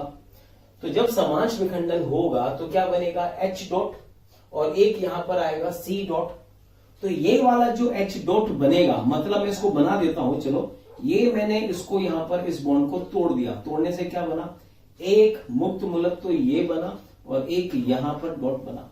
तो ये जो कार्बन होगा, ये कार्बन तो इस H से बॉन्ड बना लेगा, तो एक उत्पाद यहां पे बनेगा CH2 CH3, H से इस C से कौन जुड़ा, H डॉट जुड़ा, तो एक H तो यहां पर ये हो गया प्लस। अच्छा, ये कार्बन का डॉट और ये कार्बन का डॉट, दोनों के पास भी एक इलेक्ट्रॉन अयुग्मित है, चूंकि दोनों अब यहां पर एडिसेंट कार्बन है, मतलब बगल वाले कार्बन है, तो ये दोनों आपस में भी पेयरिंग करके बॉन्ड बना लेंगे। लेकिन चूंकि इन कार्बन के बीच में पहला एक बॉन्ड पहले से ही है, सिग्मा बॉन्ड, तो अब इनके बीच में जो दूसरा बॉन्ड बनेगा वो कौन सा बनेगा, पाई बॉन्ड। तो यहां पे बनेगा CH2 डबल बॉन्ड CH2। ये होती है विषमानुपाती अभिक्रिया। अब विषमानुपाती का मतलब होता क्या है समझना, दो एक समान स्पीशीज आपस में अभिक्रिया करके दो अलग अलग उत्पाद बनाए, उसको बोलते हैं विषमानुपाती अभिक्रिया। एक बार फिर से कह रहा हूं, फिर से समझो, दो आइडेंटिकल स्पीशीज, दो आइडेंटिकल मतलब दो समान स्पीशीज एक प्रकार की आपस में अभिक्रिया करके दो अलग अलग प्रकार के यौगिक बनाए, उस अभिक्रिया को बोलते हैं विषमानुपाती अभिक्रिया, डिस्प्रपोर्शनेशन रिएक्शन। तो कहने का मतलब यह है कि अगर किसी रासायनिक अभिक्रिया में एथिल मुक्त मूलक बनता है तो एक उत्पाद तो बनेगा ब्यूटेन, और ये दोनों भी बनेंगे, ये भी बनेंगे साइड में। अब इनमें से ये मेजर होगा कि वो मेजर होगा, ये अभी हम कुछ देर के बाद बात करेंगे। अच्छा जी, अब एक इसकी बात कर लें। ये कौन सा carbon free radical? This is tertiary butyl carbon free radical. ये अगर मैं कहूं तो ये 3 डिग्री प्रकार का मुक्त मूलक है। इस कार्बन का डिग्री क्या है? इस कार्बन से 3 कार्बन जुड़े हुए हैं डायरेक्टली, तो ये कार्बन किस प्रकार का हुआ? तृतीयक कार्बन हुआ। तो तृतीयक को क्या लिखेंगे? 3 डिग्री। अब इसमें क्या पॉसिबिलिटी है? देखो, ये मैं यहां पर इसको लिख सकता हूं, समझना। CH3 के बाद ये CH3 डॉट, ऐसा ही एक और लिखा CH3 सिंगल बॉन्ड CH3, यहां पे लिखा डॉट, ये बॉन्ड क्या होगा समझना। देखो, इसके रिस्पेक्ट में ये अल्फा कार्बन, ये अल्फा कार्बन, ये भी अल्फा कार्बन, तीनों अल्फा कार्बन, ठीक है। एक अल्फा कार्बन का एक H हम ले सकते हैं, ये वाला H मैंने ले लिया। तो क्या होगा? इस मुक्त मूलक की उपस्थिति में ये जो सिग्मा बॉन्ड है इसका क्या होगा? समांश विखंडन होगा, ठीक है। समांश विखंडन हो गया, हमने मान लिया। तो ये बॉन्ड तोड़कर मैंने क्या बनाया? एक डॉट यहां बनाया, एक डॉट यहां बनाया। तो ये वाला C तो क्या करेगा? इस H डॉट से बॉन्ड बना लेगा। तो ये H तो यहां से हटा और ये जुड़ गया इससे, और ये बॉन्ड, ये ऑड इलेक्ट्रॉन और ये ऑड इलेक्ट्रॉन दोनों क्या करेंगे? यहां पर पाई बॉन्ड बना लेंगे, ये बनेगा प्लस, मतलब एक यौगिक ये आइसोब्यूटीन और एक बनेगा आइसोब्यूटेन। तो कहने का मतलब यहां पर ये क्या हुआ? ये tertiary butyl carbon free radical है। इसमें जब डिस्प्रपोर्शनेशन होगा, ये मैंने लिखा डिस्प्रपोर्शनेशन, तो एक तो बनेगा आइसोब्यूटीन और एक बनेगा आइसोब्यूटेन। क्लियर? थोड़ा सा ये मैं इसको और साफ करके यहां पर लिख सकता हूं। ये मैंने लिखा, यहां पर हो जाएगा H, यहां पर C, और चूंकि दोनों अलग अलग यौगिक हैं तो बीच में हमने ये प्लस लगा दिया। सुनना, ये तो हुआ डिस्प्रपोर्शनेशन। अच्छा जी, एक और पॉसिबिलिटी है, वो क्या? कॉम्बिनेशन हो जाए, ये लिख दिया कॉम्बिनेशन। तो ये वाला ऐसे ही दूसरे रेडिकल से जुड़ जाए, तो ये मैंने लिखा CH3 सिंगल बॉन्ड CH3, ये मैंने लिखा, एक डॉट यहां लगाया, एक डॉट यहां लगाया। क्या हो जाए? कॉम्बिनेशन में क्या होगा? एक मुक्त मूलक अपने ही दूसरे मुक्त मूलक से जुड़कर सिग्मा बॉन्ड बना ले, ये सिग्मा बॉन्ड इसने बना दिया, तो एक उत्पाद ये भी बना। तो कुल मिलाकर बात ये हुई कि अगर किसी रासायनिक अभिक्रिया में अगर ये वाला मुक्त मूलक बनता है तो एक तो उत्पाद ये होगा और ये भी दोनों बनेंगे। अब बात ये है कि मेजर कौन, ये या फिर ये? तो देखो, 3 डिग्री वाला मुक्त मूलक है, 3 डिग्री वाला, मैं फिर से सिग्मा बॉन्ड तोड़ रहा हूं, फिर से मैंने यहां पर ये मुक्त मूलक बना दिया, ये मुक्त मूलक बना दिया। अब देखो, ये वाला कार्बन इस वाले कार्बन से आसानी से बॉन्ड नहीं बना पाता है। क्यों? अगेन, त्रिविम बाधा के कारण, स्टेरिक हिंड्रेंस के कारण। भाई ये तीनों मैथिल समूह, जब ये कार्बन इस कार्बन से बॉन्ड बनाएगा तो दोनों कार्बन एक दूसरे के नजदीक आएंगे, तो नजदीक आएंगे तो ये तीनों मैथिल समूह और ये तीनों मैथिल समूह एक दूसरे को प्रतिकर्षित करेंगे, तो इन दोनों के बीच में बंध बनना आसान नहीं होगा। मतलब बन तो जाएगा लेकिन इसकी मात्रा बहुत कम होगी। तो मात्रा, अब अगर ये कम बनना है तो ऑटोमेटिकली दूसरा प्रोसेस ज्यादा हो जाएगा, तो ये वाला प्रोसेस ज्यादा होगा। मतलब अगर 3 डिग्री वाला मुक्त मूलक है तो डिस्प्रपोर्शनेशन वाला प्रोडक्ट मेजर होता है, याद रखना। जबकि जो कॉम्बिनेशन प्रोडक्ट है ये क्या होगा? माइनर, कम होगा। हम ये नहीं कह रहे हैं कि सिर्फ यही बनेगा ये भी बनेगा ये भी, लेकिन मेजर ये होगा और ये माइनर होगा। लेकिन अगर 1 डिग्री है, ये वाला 1 डिग्री है, तो 1 डिग्री में देखो हमने यहां पर डिस्प्रपोर्शनेशन करा, ठीक है, हमने यहां पर डिस्प्रपोर्शनेशन करा और यहां हमने क्या करा था? कॉम्बिनेशन किया था। और इसका टाइप क्या था? ये 1 डिग्री का टाइप था। तो 1 डिग्री में कॉम्बिनेशन ज्यादा होगा, मतलब 1 डिग्री केस में कॉम्बिनेशन वाला जो उत्पाद होगा वो मेजर होगा, और इसमें जो डिस्कॉम्बिनेशन वाला होगा उसका उत्पाद कम होगा।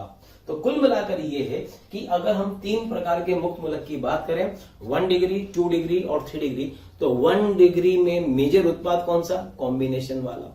3 डिग्री में मेजर उत्पाद कौन सा? डिस्प्रोपोर्शनेशन वाला। अब अगर 2 डिग्री मुक्त मूलक दे रखा हो तो याद रखो 2 डिग्री में भी कॉम्बिनेशन वाला ही मेजर होता है, क्योंकि 2 डिग्री में इतना स्टेरिक हिंड्रेंस, इतनी त्रिविम बाधा नहीं होती है। ठीक है, चलिए, तो कुल मिलाकर ये कि कार्बन जो मुक्त मूलक है उसकी 2 प्रकार की अभिक्रिया हुई। कौन कौन सी? एक कॉम्बिनेशन और एक डिस्प्रोपोर्शनेशन। अब किस प्रकार के मूलक में कौन सी अभिक्रिया मेजर होगी, कौन सी माइनर होगी, ये मैं तुम्हें बता चुका हूं। फिर से कह रहा हूं, 1 डिग्री में और 2 डिग्री रेडिकल में कॉम्बिनेशन मेजर होगा, लेकिन 3 डिग्री के अंदर डिस्प्रोपोर्शनेशन वाला प्रोडक्ट मेजर होगा। ठीक है, तो ये हुई। अब हमें कुछ एग्जाम्पल दे रखे हैं, ये हमें सॉल्व करना है। डियर स्टूडेंट्स, अगर आपको हमारी वीडियोस पसंद आ रहे हैं तो इन्हें आप ज़रूर लाइक करें और शेयर करें, ताकि और भी जितने ज़रूरतमंद स्टूडेंट्स हैं उन तक भी ये वीडियोस पहुँचें। ठीक है, और एक चीज़ मैं आपसे और कहना चाहूँगा कि आपके इसी प्यार और स्नेह के कारण हमारी पूरी मोशन की टीम बहुत ही मोटिवेटेड है फ्यूचर में आपको बहुत ही अच्छे क्वालिटी के कंटेंट प्रोवाइड करने के। मतलब ये वो मुक्त मूलक हैं जो किसी न किसी अभिक्रिया में अगर बनते हो तो उत्पाद क्या होगा ये हमें बताना है। तो देखो, ये वाला पहला वाला अगर सिर्फ किसी अभिक्रिया में मैथिल मुक्त मूलक बन रहा हो तो उत्पाद क्या होगा? बस CH3 से CH3 को जोड़ दो, इथेन उत्पाद होगा। किसी अभिक्रिया में सिर्फ Cl डॉट बन रहा है अकेला, तो क्या होगा? एक Cl डॉट दूसरे Cl डॉट से मिलकर क्लोरीन मॉलिक्यूल बना देगा। लेकिन किसी अभिक्रिया में ये भी बन रहा है और ये भी बन रहा है, दोनों बन रहे हैं। अब क्या करें? तो दोनों अगर बन रहे हैं तो क्या करेंगे? यहां पर ये बना देंगे CH3Cl, ये बनेगा। ठीक है ना, ये इससे जुड़ जाए या फिर ये वाला खुद से भी तो जुड़ जाए। अगर खुद से जुड़ेगा तो क्या बनेगा? CH3 सिंगल बॉन्ड CH3, और ये वाला भी खुद से जुड़कर क्या बना देगा? ClCl। तो ऐसे 3 प्रकार के उत्पाद पॉसिबल है। ठीक है, अच्छा जी, अभी मैंने बोला था एथिल मुक्त मूलक, ये किस प्रकार का है? ये 1 डिग्री प्रकार का है। बोलो, तो चूंकि अगर ये 1 डिग्री प्रकार का है तो इसमें क्या करोगे? कॉम्बिनेशन या डिस्प्रोपोर्शनेशन? तो अभी मैंने बोला 1 डिग्री अगर है तो इसमें कॉम्बिनेशन मेजर होगा। तो अब हम डिस्प्रोपोर्शनेशन की बात नहीं करेंगे। बनेगा तो सही, बट हम तो मेजर की बात करेंगे। तो इसका मेजर उत्पाद क्या बन जाएगा बताओ? CH3 CH2 से कौन जुड़ा? CH2 एंड CH3, तो इसका उत्पाद होगा नॉर्मल ब्यूटेन। अच्छा जी, अब ये देखो, ये प्रोपिल मुक्त मूलक है, नॉर्मल प्रोपिल। 3 कार्बन का है, कॉर्नर कार्बन से मुक्त मूलक है यहाँ पर। तो 3 का डबल क्या कर दें? 6 कार्बन का चेन बना दो। तो इसमें यहाँ पर 6 कार्बन का हेक्सेन बन जाएगा। ठीक है, ये दे रखा है 3 कार्बन में बीच वाले कार्बन पर हमें विषम इलेक्ट्रॉन दे रखा है। अब इसमें क्या करें? तो देखो, इसको मैं ऐसे लिखूं, इस मूलक को आप ऐसे लिखो, ऐसे लिखा, और बीच वाले पर हमने डॉट बना दिया। इसको मैं ऐसे भी लिख सकता हूं, और इसी के सामने यही कार्बन रखो, इधर भी कार्बन, इधर भी कार्बन। ठीक है, तो ये आइसोप्रोपिल मूलक, ये भी आइसोप्रोपिल मुक्त मूलक, दोनों एक एक इलेक्ट्रॉन शेयर करके ये बॉन्ड बना देंगे। तो बताइए कौन सा यौगिक बना? अब आपसे इस यौगिक का नाम भी पूछ सकते हैं। तो ये 1 2 3 4 4 कार्बन की चेन, दूसरे कार्बन पर मैथिल, तीसरे कार्बन पर भी मैथिल, तो नाम क्या हो जाएगा? 2,3 डाई मैथिल ब्यूटेन, ये इसका उत्पाद होगा। ठीक है, अच्छा, अब ये देखो, इसको बोलते हैं अगर एक ही स्पीशीज में अलग अलग कार्बन पर मूलक दे रखे हो, जैसे इस कार्बन पर भी मूलक है और इस कार्बन पर भी मूलक है, इनको बोलते हैं डाई रेडिकल। ठीक है, तो ऐसे केसेस में क्या होगा कि इस कार्बन के पास एक विषम इलेक्ट्रॉन है अयुग्मित, इसके पास भी अयुग्मित है, दोनों क्या करेंगे? शेयरिंग करके पेयर बना लेंगे, बॉन्ड बना लेंगे। तो इसमें यहां पर उत्पाद बनेगा CH2 double bond CH2, ethene बन जाएगा। आई बात समझ में? अच्छा, एक चीज और है, इसमें तुम्हें एक डाउट और हो सकता है, वो क्या? आपको ऐसा लगता हो, मैं चलो इसका आंसर यहां लिख देता हूं। मान लीजिए तुम्हें किसी को लगता हो कि ये वाला डॉट है ठीक है। ऐसा ही दूसरा radical CH2 single bond CH2, ये डॉट है। ऐसे दो डायरेडिकल क्या करें, ये वाला कार्बन इससे बॉन्ड बना ले, ये कार्बन इससे बॉन्ड बना ले, तो इससे एक उत्पाद साइक्लोब्यूटेन भी प्राप्त हो रहा है। तो इसकी अभिक्रिया से इथेन भी बन सकता है और साइक्लोब्यूटेन भी बन सकता है। अब बताइए किसको मेजर बोलेंगे, तो इस केस में ये वाला उत्पाद मेजर होगा, ये नहीं बनेगा, बहुत माइनर होगा। क्यों, देखो इससे इसका बनना इंट्रामॉलिक्यूलर रिएक्शन, इंट्रामॉलिक्यूलर हिंदी में क्या बोलेंगे, अंतः आणविक, और इससे इसका बनना दो अलग अलग रेडिकल आपस में जुड़ रहे थे, इसको इंग्लिश में बोलते हैं इंटरमॉलिक्यूलर, मतलब अंतरा आणविक। तो अगर कहीं पर अंतः आणविक हो और अंतरा आणविक हो, ठीक है, तो उसमें अंतः आणविक जो अभिक्रिया होती है वो फास्ट होती है, मतलब इंटरमॉलिक्यूलर अलग अलग मॉलिक्यूल में, और इंट्रामॉलिक्यूलर मतलब एक ही मॉलिक्यूल में। तो बताइए कौन सी अभिक्रिया फास्ट होगी, तो याद रखो इंट्रामॉलिक्यूलर अभिक्रिया फास्ट होती है। तो इसका बनना इंटरमॉलिक्यूलर से और इसका बनना इंट्रामॉलिक्यूलर से, और इंट्रामॉलिक्यूलर फास्ट होता है, इसलिए ये मेजर होगा, इसको हम कंसिडर नहीं करेंगे, याद रखो। चलो ठीक है, मैं इसको यहां से हटा सकता हूं। तो जब कभी भी दो पॉसिबिलिटी हो, इंटर और इंट्रा, तो हम किसको प्रेफरेंस देंगे, इंट्रामॉलिक्यूलर को। अच्छा ये वाला देखो, इन दोनों कार्बन के बीच में ऑलरेडी डबल बॉन्ड है और इस पे भी डॉट, इस पे भी डॉट, तो क्या करें बताओ। ठीक है, अगर पड़ोसी कार्बन पर डॉट है तो इनके बीच में एक बॉन्ड और बना देंगे, तो ये बन जाएगा CH डबल बॉन्ड, तो था ही सही, एक ट्रिपल बॉन्ड भी बन जाएगा। तो अगर किसी अभिक्रिया में इस प्रकार का डाई रेडिकल बनता है तो उस अभिक्रिया का उत्पाद इथाइन होगा। ठीक है, इसमें बताओ 3 कार्बन है, एक डॉट यहां एक डॉट यहां, तो बस ये वाला इससे बॉन्ड बना देगा, ये डॉट मिलकर क्या बना देगा, ये बना देगा। ठीक है, अच्छा इसमें भी तुम्हें एक डॉट हो सकता है, बोलो क्या, यहां पर ये डॉट मैंने ऐसे लिया, ऐसा ही एक डॉट मैंने ये और बना दिया। ठीक है, बना दिया, तो ये वाला अगर इससे बॉन्ड बना ले तो अभिक्रिया कौन सी हुई, इंट्रामॉलिक्यूलर अंतः आणविक, तो ये बन गया। लेकिन ये वाला इससे बॉन्ड बनाए और ये वाला इससे बॉन्ड बना ले, चलो ठीक है, इसने इससे बनाया, इससे इसने बनाया, तो 3 कार्बन का डबल 6 बन गया, 6 कार्बन का रिंग साइक्लोहेक्सेन, और ये बना साइक्लोप्रोपेन। अब आप कहेंगे कि इसको तो मेजर साइक्लोहेक्सेन होना चाहिए, क्यों, क्योंकि साइक्लोहेक्सेन ज्यादा स्टेबल होता है, ये तो कम स्टेबल होता है। हाँ बिल्कुल सही है, साइक्लोहेक्सेन ज्यादा स्टेबल होता है, ये कम स्टेबल होता है। सुनना मेरी बात, साइक्लोप्रोपेन के लिए सबको एक मिसकॉन्सेप्ट है, सब साइक्लोप्रोपेन को अस्थायी मानते हैं, गलत। साइक्लोप्रोपेन अस्थायी नहीं होता है, साइक्लोप्रोपेन भी स्थायी यौगिक है। भाई स्थायी है तभी तो हम इसका नाम बोल रहे हैं साइक्लोप्रोपेन, स्थायी है तभी तो बनता होगा, बनता है तभी तो स्थायी है, कैसे भी कह लो। सही बात यह है कि इसकी तुलना में ये कम स्थायी है, अस्थायी नहीं, इसकी तुलना में ये कम स्थायी है, ये कहना सही है। लेकिन ये बनता ही नहीं है, ये कहना गलत है। साइक्लोप्रोपेन बनता है, और इसीलिए बनता है क्योंकि वो स्थायी है तभी तो बनेगा।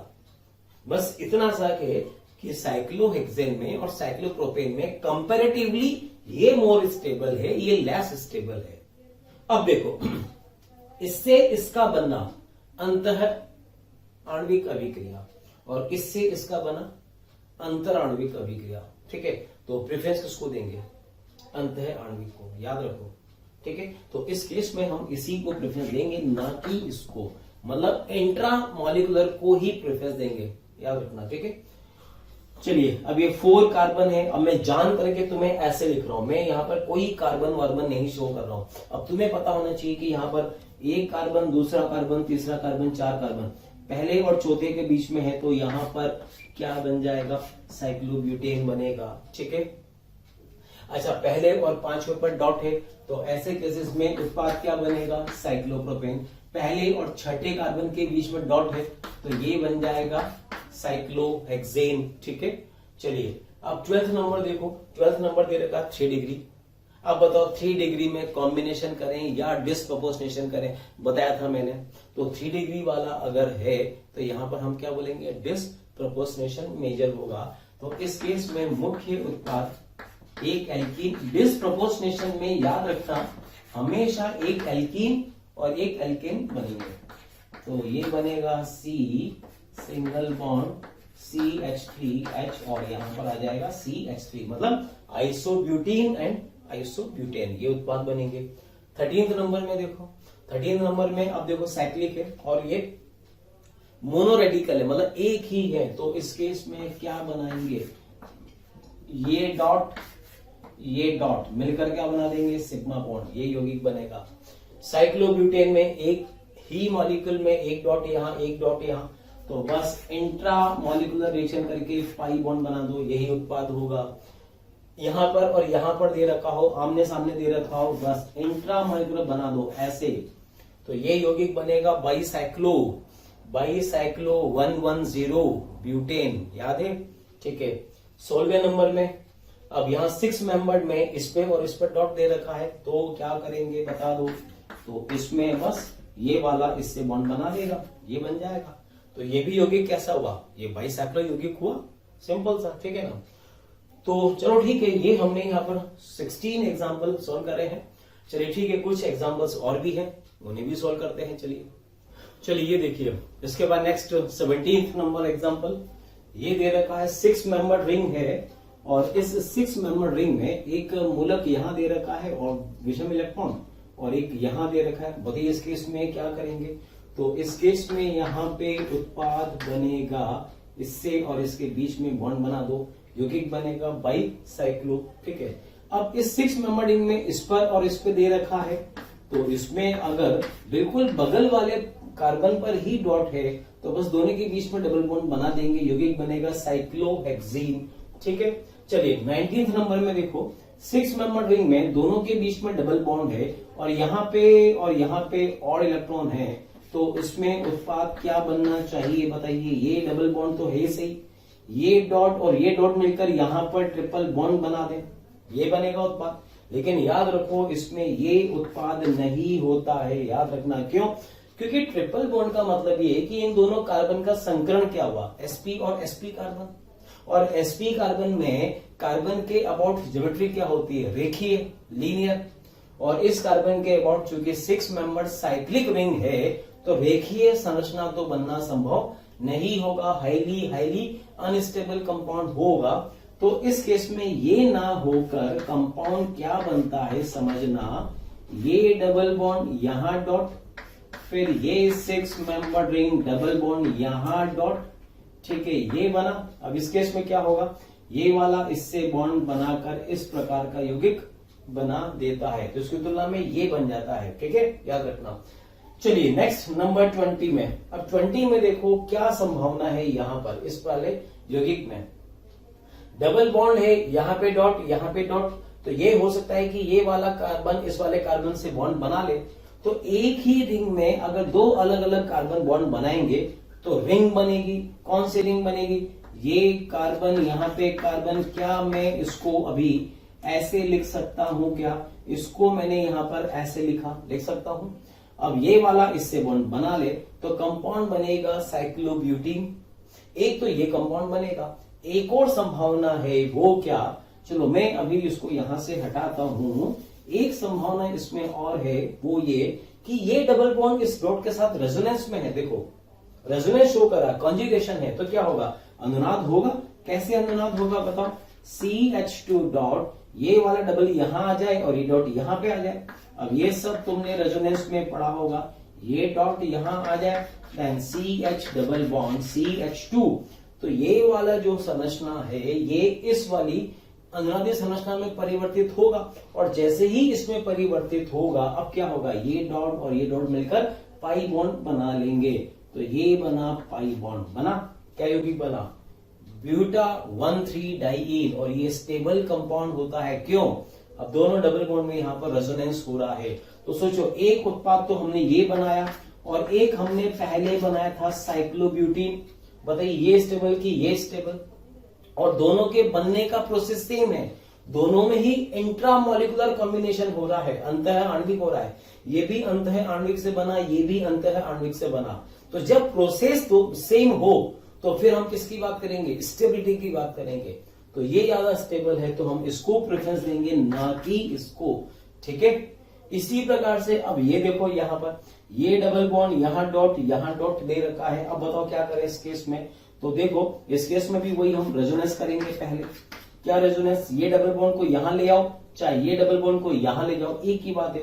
चलो मैं इसको यहां लाया रेजोनेंस करके, ये डॉट तो है ही सही पहले से, ये डॉट यहां पर भी आ जाएगा। अब रेजोनेंस से अब क्या करेगा, ये वाला इससे बॉन्ड बना लेगा, तो क्या बन जाएगा, डबल बॉन्ड। सब कंपाउंड बनेगा अल्टीमेटली साइक्लोहेक्सा 1,3 डाइईन। ठीक है, चलो 21 के बाद नेक्स्ट अब दे रखा है नंबर 22। 22 में कैसे करें, देखो 6 मेंबर रिंग के बाहर वाले कार्बन पर डॉट है, तो इसको अब यहां पर मैं ऐसे बना सकता हूं, ये लिखा CH2 डॉट। इसी प्रकार से एक और रिंग मैंने ये बनाया CH2 डॉट। क्या करो, ये डॉट, अब ये डॉट मिलकर क्या बना देंगे, सिंगल बॉन्ड। तो इस प्रकार की इसमें संरचना बनेगी। तो कुल मिलाकर ये है कि अगर किसी भी क्रिया में ये वाला मुक्त मूलक बना है तो वो सभी क्रिया का उत्पाद ये वाला होगा। अच्छा इसमें बताओ 23 में यहां पे डॉट और यहां पे डॉट दे रखा है, तो क्या करेंगे बताओ, बस ये वाला कार्बन इस कार्बन से बॉन्ड बना लेगा। तो जब ये बॉन्ड बनाएगा तो देखो मैं इसको कैसे लिखूं, इसको मैं अब यहां पर इस रिंग में ऐसे करके यूं लिख सकता हूं, ऐसे लिख सकता हूं, ऐसे लिखो या ऐसे लिखो, बात बराबर है। तो बस ये वाला इससे सिग्मा बॉन्ड बना देगा, ये बना सिग्मा बॉन्ड। तो यौगिक क्या बनेगा, इस यौगिक का नाम क्या होगा, ये होगा बाइसाइक्लो, इधर भी 2 इधर भी 2 इधर भी 2 और उसके बाद हो जाएगा ऑक्टेन। तो इसका नाम होगा बाइसाइक्लो 222 ऑक्टेन। ठीक है, अब 24 में आ जाओ। 24 में ये डबल बॉन्ड यहाँ पे डॉट, रेजोनेंस होगा, इसका आरएसयू बनाएंगे, लेकिन जो आरएस बनेगा वो एक समान होगा। तो अब बनाने की जरूरत नहीं है इसमें, तो डायरेक्टली अब अगर मैं इसमें बनाऊं तो ये डॉट, इसके बाद ये डॉट, बस क्या करेंगे दोनों के दोनों बॉन्ड करके ये बना देंगे। ठीक है, तो इस वाले में ये वाला उत्पाद बनेगा। क्लियर। 25 नंबर में आओ। अब इसमें देखो 24 में और 25 में क्या फर्क है समझना। यहां पर तो कुछ नहीं दे रखा था, लेकिन यहां पर 14 दे रखा है। 14 क्या होता है, कार्बन का आइसोटॉप समस्थानिक, मतलब यहां पर कुछ नहीं लिखा हुआ है, तो ये सबके सब C12 है और ये वाला C14 है। तो ये तो रेजोनेंस शो करेगा। क्या रेजोनेंस होगा, चलो ठीक है, ये मैंने यहां पर इसकी संरचना बना दी, ये बना दी, ये डबल बॉन्ड यहां से यहां पर आएगा और यहां पे डॉट होगा, और ये डॉट किस कार्बन पर होगा, 14 वाले पर होगा। अब देखो इसमें डॉट कार्बन 12 पर है, इसमें डॉट कार्बन 14 पर है। बताइए दोनों अनुनादी संरचना एक समान या अलग अलग, तो डेफिनेटली ये दोनों अलग अलग हैं। तो अब जो उत्पाद होंगे वो क्या क्या बनेंगे, देखो समझना। ये वाला खुद से जुड़ गया है और ये वाला खुद से जुड़ गया है, तो कैसे जुड़ेंगे, देखो ये 12 वाला 12 से जुड़े, तो इसमें एक उत्पाद तो बनेगा। देखो यहाँ पे ये हमने ये लिया, यहाँ पे 14 लिखा, यहाँ 14 लिखा, और यहाँ डॉट था, यहाँ डॉट था, तो ये दोनों एक तो ये उत्पाद बना देंगे। सेकंड वाला जो बनेगा वो इस वाले से बनेगा, 14 वाले पर डॉट है, तो मैं इस 14 वाले को अब यहाँ पर ऐसे भी लिख सकता हूं, ये डबल बॉन्ड, ये 14 इस पर डॉट, और ये डबल बॉन्ड, ये 14 इस पर डॉट। तो अब 14 वाले से बॉन्ड बना लेगा, एक उत्पाद ये बनेगा और एक बनेगा इन दोनों का कॉम्बिनेशन प्रोडक्ट। वो कैसे, वो इस प्रकार से, देखो डबल बॉन्ड 14 12th वाले पर डॉट, उसी प्रकार से दूसरा ये डबल बॉन्ड, ये अब इसमें 14 कौन सा, ये वाला 14, तो ये वाला इससे बॉन्ड बना लेगा। तो ये 3 प्रकार के उत्पाद होंगे। अब आप कहेंगे कि इसमें मेजर कौन, तो वैसे तो इसमें तो तीनों ही मेजर होंगे, लेकिन जनरली याद रखना कि जो एक होता है self combination product, self combination मतलब खुद से जुड़ने वाला प्रोडक्ट, और एक होता है क्रॉस कॉम्बिनेशन मतलब दूसरे से जुड़ने वाला प्रोडक्ट। तो जनरली ऑर्गेनिक में जो क्रॉस प्रोडक्ट होता है उसी को हम मेजर मानते हैं। ऐसा और भी देखेंगे हम आगे। ठीक है, 26 नंबर देखो, 26 में क्या कर रखा है, ऐसे हमें क्यूब टैग दे रखा है, एक डॉट यहाँ पर, एक डॉट यहाँ पर, बताइए इसका उत्पाद क्या होगा। तो ये तो सिंपल वाला है, इसमें तो कोई लॉजिक ही नहीं है। इसको तो ऐसे बनाया, ये डॉट मिलकर बॉन्ड बना देंगे, ये यौगिक बनेगा और इसका नाम होता है क्यूबेन, याद रखना, ठीक है। चलिए इसके बाद 2-3 एग्जांपल और हैं, उनको भी डिस्कस कर लेते हैं। नेक्स्ट नंबर 27 देखो, ये 27 हमें लिखा हुआ है कुछ इस प्रकार का, यहाँ पे डबल, यहाँ पे डबल, ये डॉट। अब आप सोचिए, इसको सोल्व करो, बताइए क्या बनेगा। या फिर तुम्हें दे रखा है ये डबल बॉन्ड, यहाँ डॉट, यहाँ पे डॉट, ठीक है। एक नंबर 9 क्वेश्चन तुम्हें दे रखा हो इस प्रकार का, देखो ये डबल, यहाँ पे ये डबल, ठीक है, और यहाँ डॉट और यहाँ डॉट, ये दे रखा है। और एक लास्ट क्वेश्चन और, नंबर 30, किसी में ये बना हुआ हो और किसी में यहाँ पर ये भी दे रखा हो, मतलब किसी अभिक्रिया में मैथिल मुक्त मूलक बने और एथिल मुक्त मूलक बने तो उत्पाद क्या होगा, बताइए। चलिए 27 में क्या करेंगे, आई थिंक आप लोग बना चुके होंगे 27 का, बताइए। तो 27 का प्रोडक्ट, तो ये वाला इससे बॉन्ड बनाकर ये तो बेंजीन में कन्वर्ट हो जाएगा, तो इस प्रकार का मूलक बनेगा तो बेंजीन उसका उत्पाद होगा। इस वाले केस में क्या करेंगे, पहले एक तरीका ये हो सकता है कि ये वाला इससे बॉन्ड बना ले, लेकिन गलत, वो नहीं होगा। ये पहले पाई बॉन्ड रेजोनेंस शो करेगा, कैसे, अब तुम्हें रेजोनेंस आना चाहिए भाई, यहाँ डॉट बनेगा, ये इसकी अनुनादी संरचना, ठीक है। अब ये दोनों बॉन्ड बना लेंगे तो बनेगा इसमें भी बेंजीन, ठीक है।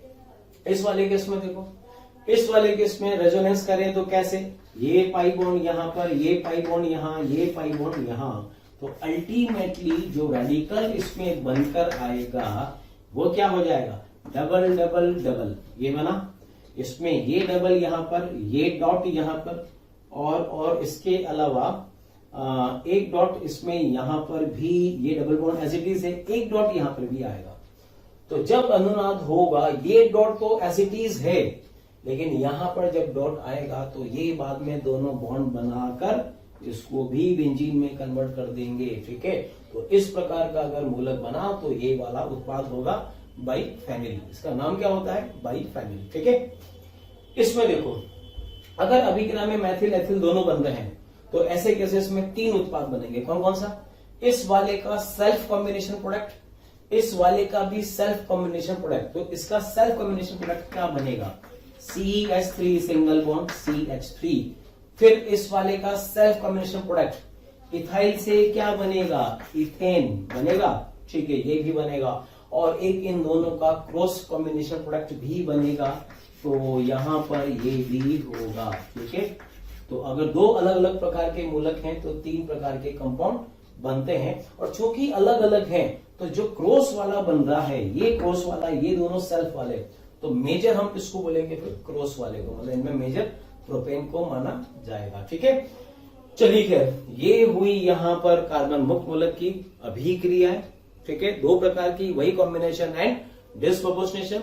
अब इसके बाद हम वो अभिक्रियाएं लेंगे, नेम रिएक्शंस वगैरह चलेंगी हम, ठीक है।